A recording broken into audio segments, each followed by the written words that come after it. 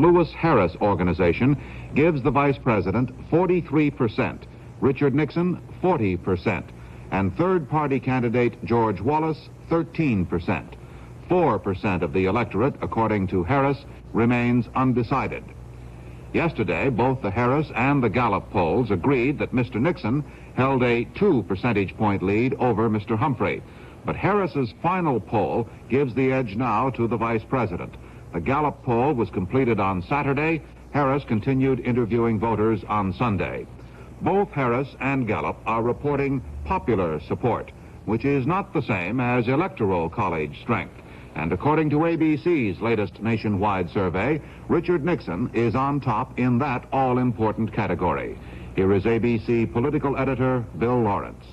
ABC's final pre-election survey projects for Nixon a razor's edge victory in the Electoral College after a tight popular vote race. The commercial public opinion pollsters, who for most of this campaign have given to Nixon an insurmountable lead, now suddenly find the presidential race too close for them to call. ABC's final figures, based on the trends noted by our political analysts and correspondents, were, with 270 votes required to win, Nixon 278 votes from 28 states. Humphrey, 110 votes from 8 states plus the District of Columbia. Wallace, 39 votes from 4 southern states. And doubtful, 111 votes from 10 states. I repeat that you need 270 votes to win. Now, if ABC's experts are right, Humphrey therefore couldn't win it, even if he carried all of the states we call doubtful. But he would have to cut instead into Nixon's hardcore strength. If Nixon loses any more ground, Wallace's bargaining position will be improved for a deal to keep the final decision out of the House of Representatives, where the Democrats figure they have a much better chance. Bill Lawrence, ABC, New York. In London, bookmakers are said to be revising the odds on the presidential race. Last week, the odds against Vice President Humphrey stood at 7-4. Today, those odds are down to 5-4. Last week, we had a story about Jimmy the Greek, the Las Vegas odds maker. He told us then the odds were 5-1 favoring a Nixon victory. Well, we talked to Jimmy the Greek again this evening, and he still predicts a Nixon win by 5-1, or as he put it, maybe better. In a moment, a final look at Hubert Humphrey's campaign.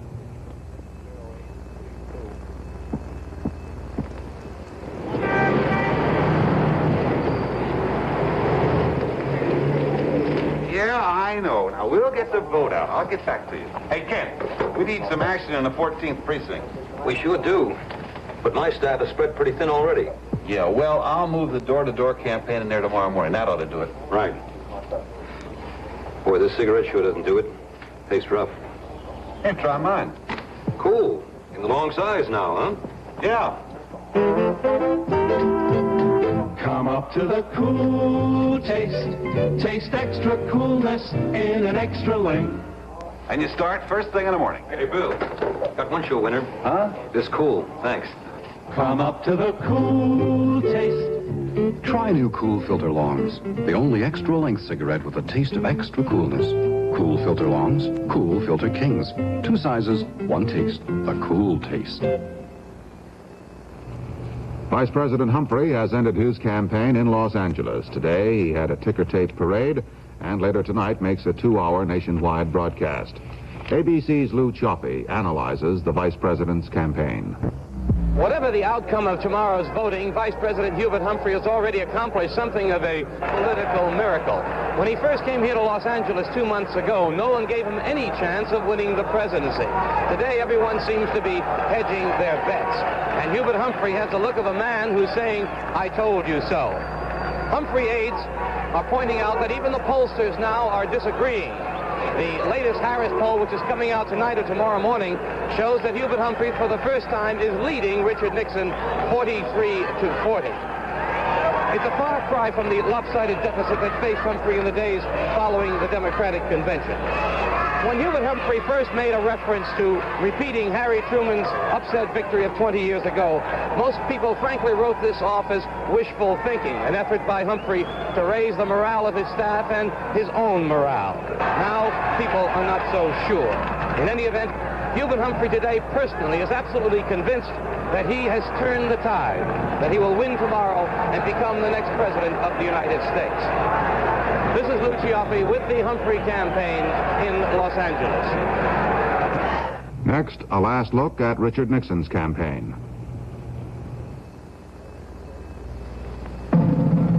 Little foreign cars have been pushing American cars around for years. Finally, there's an American car that fights back. It's made, appropriately enough, by American Motors. Passengers, the typical foreign car holds 4. Our Rambler has an advantage with 6. Suitcases, the foreign car trunk holds 3. Our Rambler has an advantage with 5. Our Rambler gets about 20 miles to the gallon. The foreign car has an advantage with about 27. Our Rambler has 128 horses under its hood. The typical foreign car about 60. American Motors Rambler, the lowest priced car built in America. It could make you think twice about buying an import. Despite the last-minute changes in some of the polls, Richard Nixon is still confident of victory tomorrow. He told campaign workers in Los Angeles today that he will receive a popular majority of 3 to 5 million votes. Nixon is preparing for his final campaign appearance tonight, a 2-hour national telethon. A review of Richard Nixon's campaign now from ABC's Ted Koppel.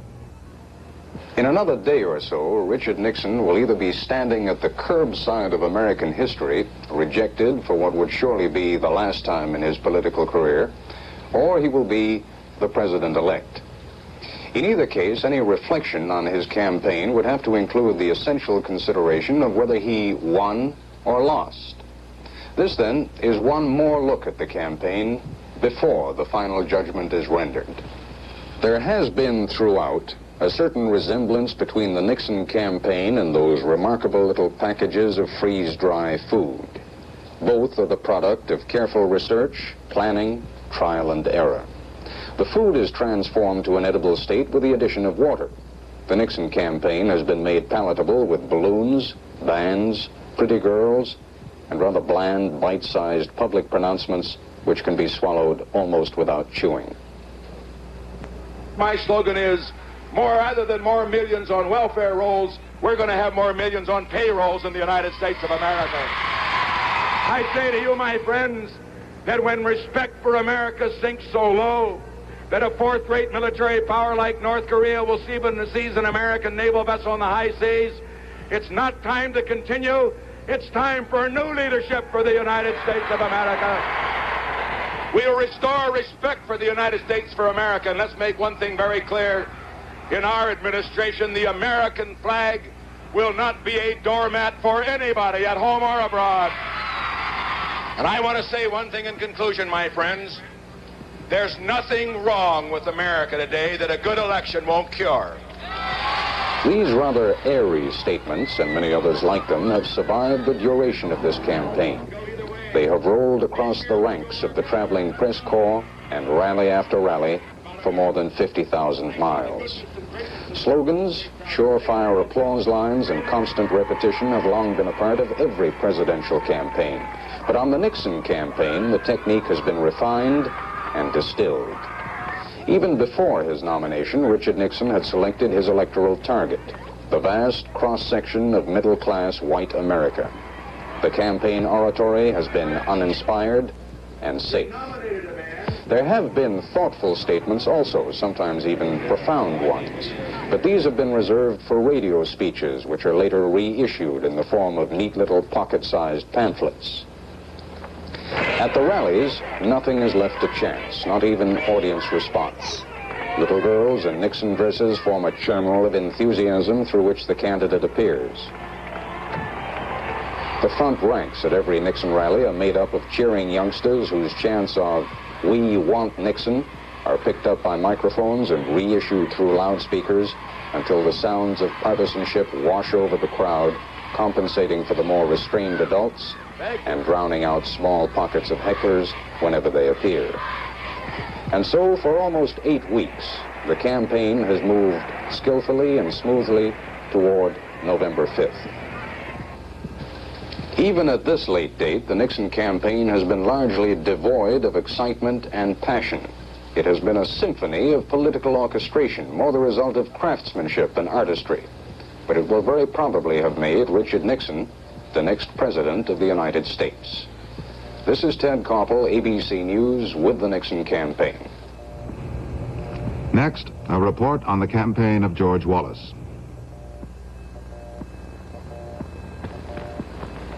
This is a molecular model of poly 1,4-cyclohexylene dimethylene terephthalate.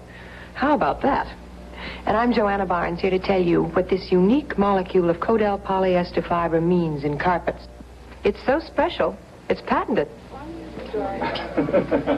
Every room in your house comes alive because carpets of Codel bounce back beautifully.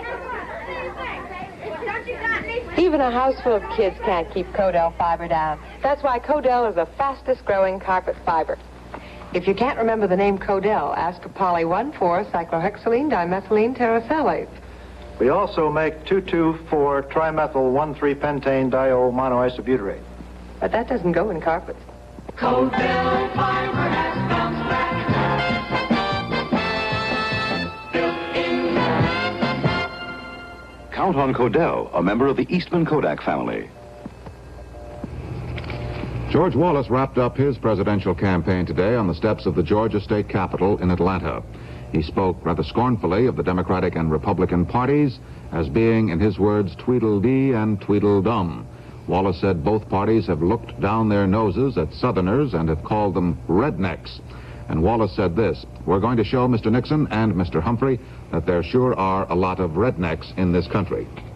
An appraisal of Wallace's campaign now by ABC's Sam Jaffe.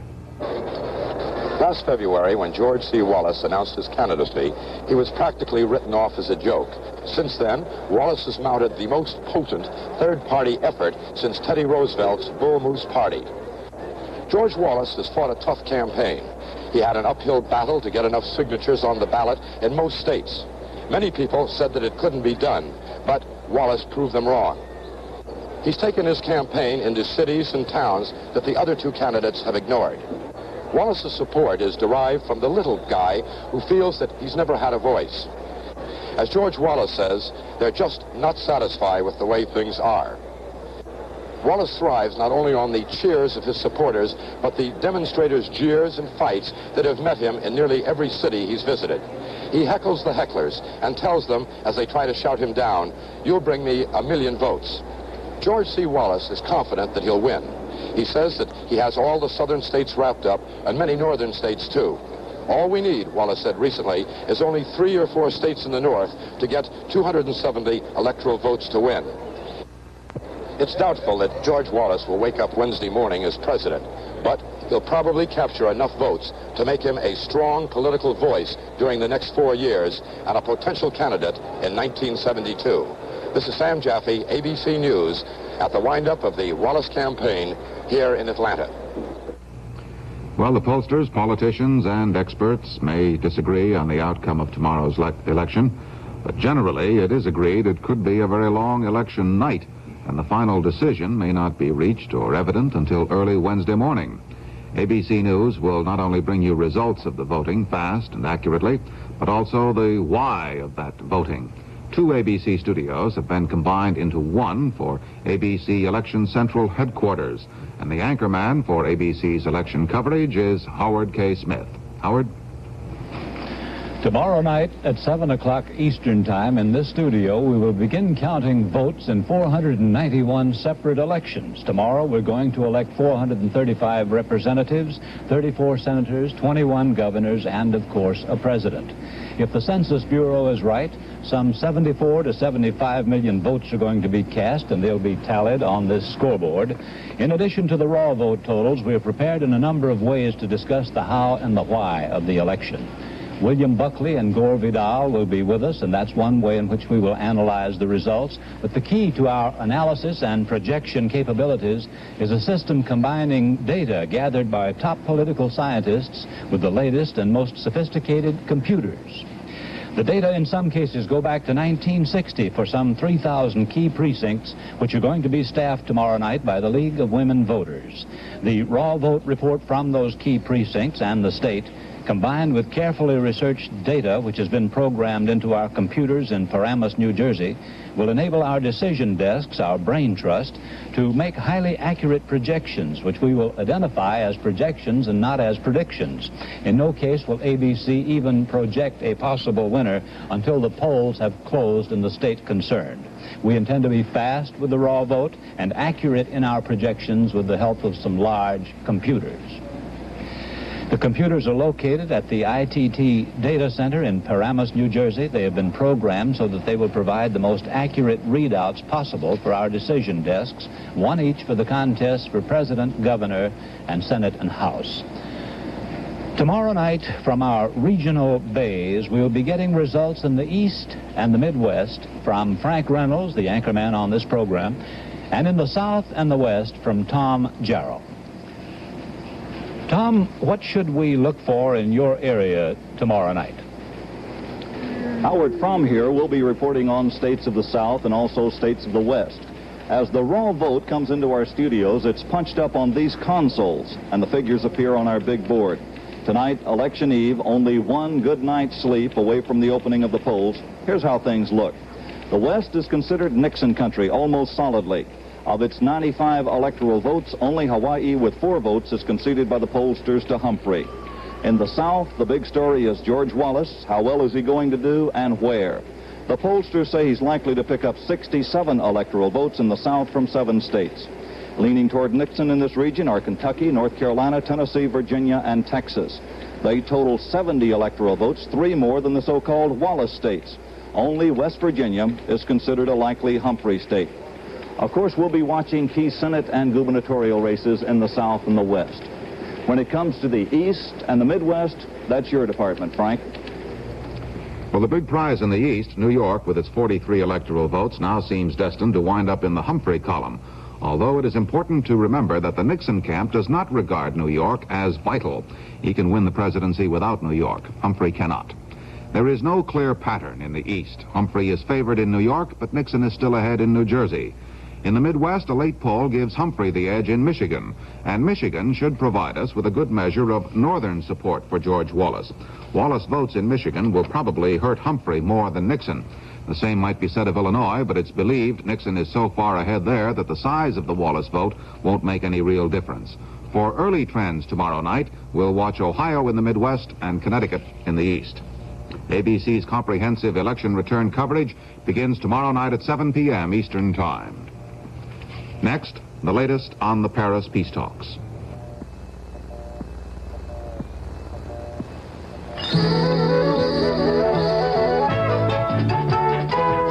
Come to the Florida Sunshine Tree for fresh taste and orange juice naturally. Orange juice with natural vitamin C from the Florida Sunshine Tree. Hi, I'm Anita Bryant. And though I have a busy schedule, my family and good nutrition come first. So our breakfast begins with orange juice from Florida, with that good natural sunshine taste. And it's just packed with energy. You know, you can buy it many ways. Fresh frozen concentrate. This little can makes a big pitcher full. Or ready-to-serve bottles or cartons, and easy-to-store cans.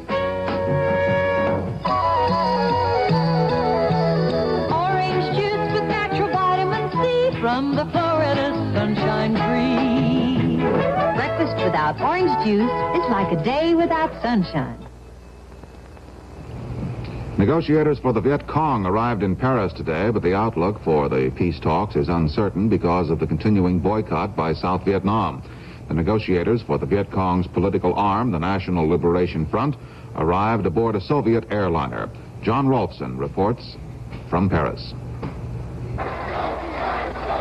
The third delegation has arrived for the Vietnam talks here in Paris. It's the Communist National Liberation Front delegation joining the Americans and the North Vietnamese. The NLF group is led by a woman, Madame Gwen T. Bean, a tiny woman who was almost crushed by a mob of clamoring French photographers as she tried to approach our microphones.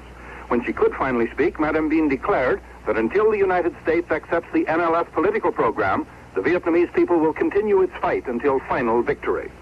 As long as the American government has not renounced its aggressive aims, obstinately intensifies its war in Vietnam, props up the puppet administration of Saigon in the black design of maintaining its neo-colonialist domination in South Vietnam and perpetuating the division of Vietnam, the Vietnamese people will pursue its struggle with perseverance until final victory. She told us she's here to take part in preparatory work for a conference, thus underlining that things are not ready for full-fledged negotiations. The main reason, of course, is that the Saigon government is still refusing to sit at the same table with the communist NLF delegation that arrived this morning. There's open disagreement between the Americans and the communists on whether the NLF will sit as an independent group. The North Vietnamese Xuan Thuy told me at the airport that in principle there will be a meeting Wednesday anyway. John Rolfson in Paris. In Saigon, President Tu repeated his refusal to send representatives to the peace talks if the Viet Cong delegation is recognized as an independent entity at the talks. Tu said in a television and radio broadcast, "Nobody can force us to do that." Vice President Humphrey said today in Los Angeles that the United States should inform South Vietnam that this country intends to proceed with negotiations in Paris with or without South Vietnamese representatives. Humphrey said that foreign policy of the United States and the fate of Americans in Vietnam should and will be determined by the President of the United States and not by any foreign government. Former President Eisenhower said tonight it would be supreme irony if Richard Nixon lost the election because of President Johnson's order to stop the bombing of North Vietnam. Mr. Eisenhower said Nixon deserves praise because he refused to label the bombing halt as a political move. In South Vietnam, American military sources said U.S. reconnaissance pilots have detected many North Vietnamese truck convoys moving south since the bombing halt began last Friday. The trucks are believed to be headed for the Ho Chi Minh Trail, which winds through Laos and Cambodia into South Vietnam. The U.S. command said the ground war remains relatively quiet. However, at least 230 enemy troops were killed in various skirmishes today and yesterday. National Airlines Flight 186, which left Houston this morning bound for New Orleans and Miami, landed in Havana shortly after 11 a.m., hijacked by a man wearing a Black Panther uniform, a black beret, a black jacket, and beads. A Swiss embassy spokesman in Havana announced that the 58 passengers and 7 crewmen are all safe. On the New York Stock Exchange today, Dow Jones Industrials were down more than 2 points. Nearly 11 million shares were traded. The New York Stock Exchange Index was up 2 cents. On the American Stock Exchange, more than 4 million shares were traded. The American Exchange Index was down 8 cents. Next, I'll have a comment on election eve.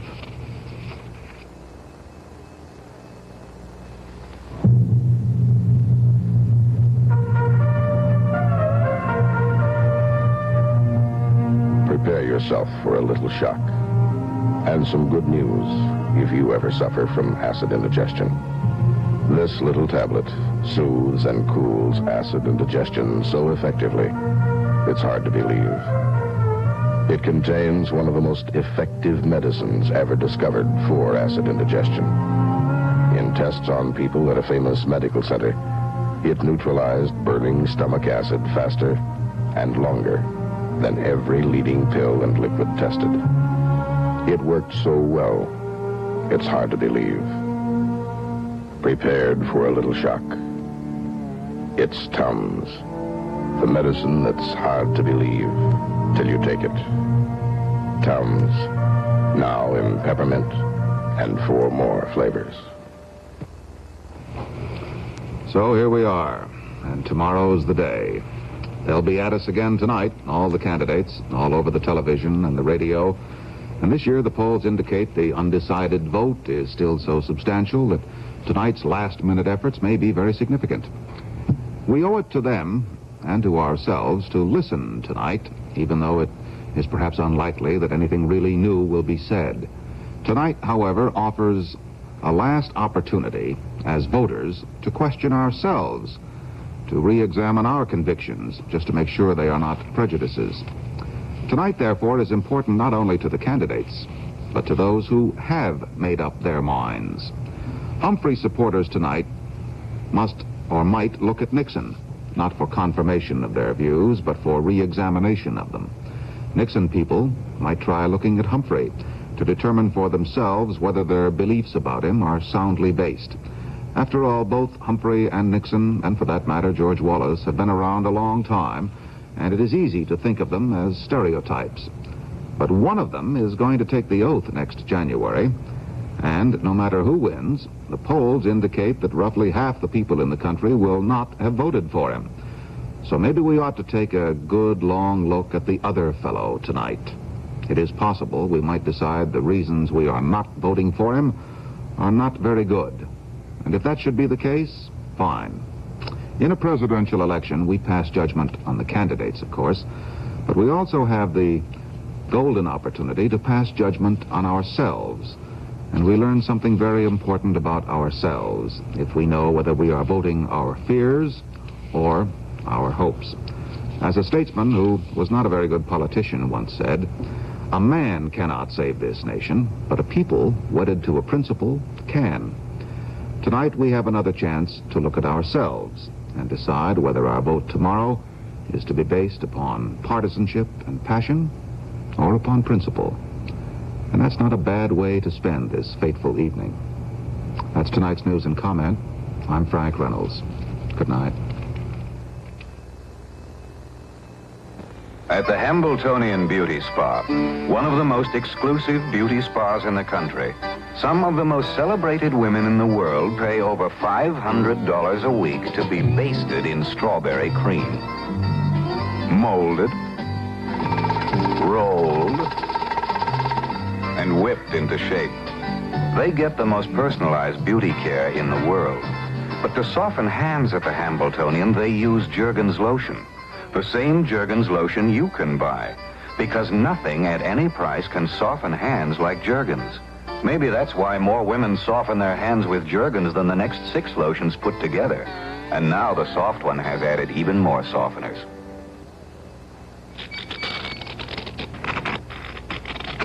Now there's a soap with enough softness to wear the name Jergens. If you like Jergens lotion, you'll love Jergens Lotion Mild Soap at a very mild price. Monday through Friday, in color, the ABC Evening News with Frank Reynolds. This has been a presentation of ABC News.